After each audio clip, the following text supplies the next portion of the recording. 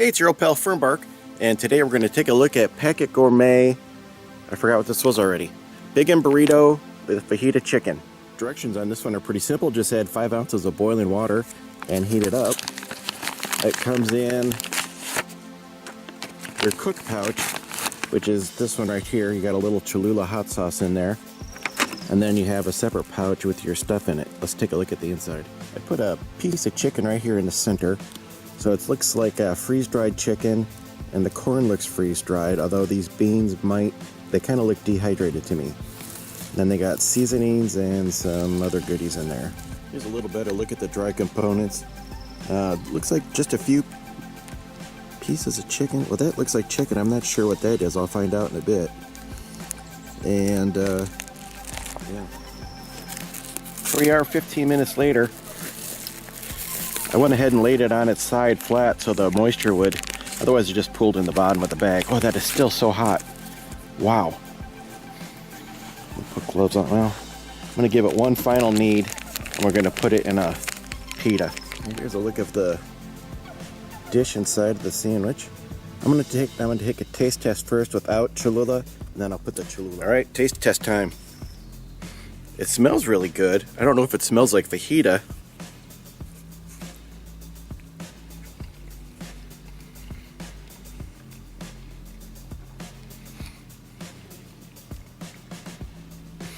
It's going to taste better with that Cholula on it.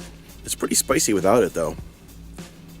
Give me a minute to think about it. We are taste test number 2 with a bit of the Cholula on top, which I like that sauce quite a bit. I have to tell you, this doesn't taste bad. It just doesn't taste exactly, it's not just turning me on so much. Well, final thoughts on that dinner. Actually, once you put the Cholula on it, it was actually pretty decent. I would probably, if I made it again, and I'm going to because I'm going to try to recreate it next thing in this video, I would, but if you bought it from them, I would add maybe 5.5 ounces. I had a couple of pieces of corn and a couple beans that weren't quite fully dehydrated, but I didn't have any loose water in the package. Also, definitely want to start with it laying down flat and pressed out so the water is touching everything. That might have been my problem as well. So. But yeah, definitely if you're the Cholula is a must, and if you don't like Cholula, just throw in a packet or whatever you like. Went ahead and tried making this at home one time, and I'm like this close to it, and I'll show you what I tried in the first place. So pardon the glare, but this is a packet of Southwest style vegetables that I got out of the freezer section at the grocery store. It's basically corn, beans, and some bell peppers in there, and I just put them on the dehydrator and dehydrated them down. Now I mixed this up, and it worked pretty good. The problem with dehydrated corn and beans is it needs a little bit more water and a little bit more time to rehydrate. It tasted pretty good, but I'm going to try it again a different way. So what I'm going to do is combine these 2 soup mixes. This is just mixed beans for chili, which is the same kind of beans that came in the Packit Gourmet. And then this is corn chowder mix, which is freeze-dried corn instead of dehydrated corn. This is going to hydrate much more readily than the dehydrated will, and it also has some red bell peppers in there. I used this in my last batch. I didn't have the Monterey Jack cheese that it said on the back of the package. I did have cheddar. I just didn't feel like spending money on Monterey just to try something out to see if it worked. It tasted good with the cheddar, and then I do have freeze-dried chicken.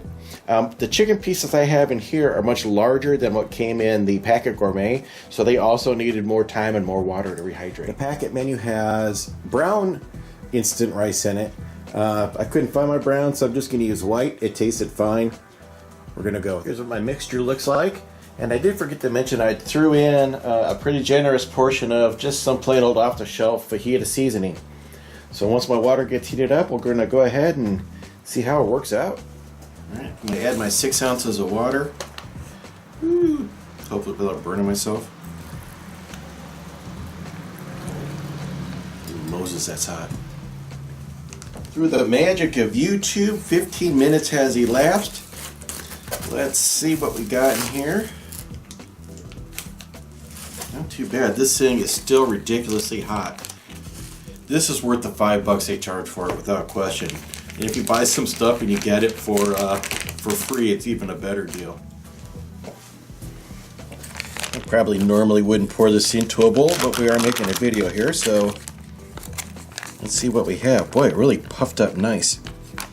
But I got to tell you what, right away, these beans that came from Harmony House, look how nice and plump they were. My homemade dehydrated beans were not as nice. The corn is way better.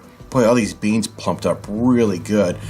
I put 6 ounces of water in there with even slightly less volume of product than what was called for in the Packit Gourmet thing, and just look how nice.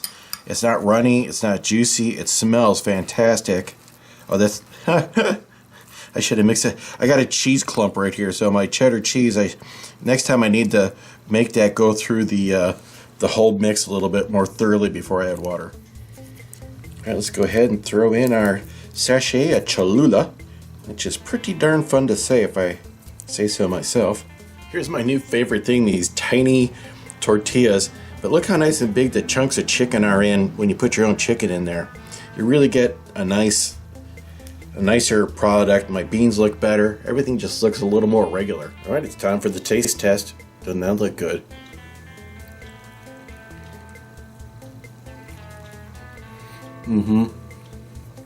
Just look at how good those beans turned out.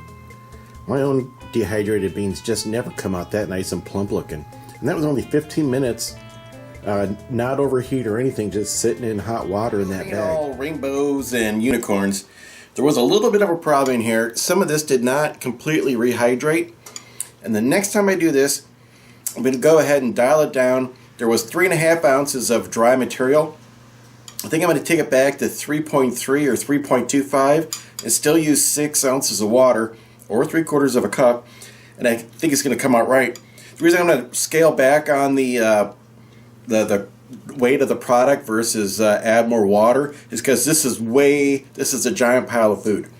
So I don't want this large of a portion. I'd rather have a smaller portion rehydrated correctly. So anyhow, that's going to do it for today's video. Thanks for watching.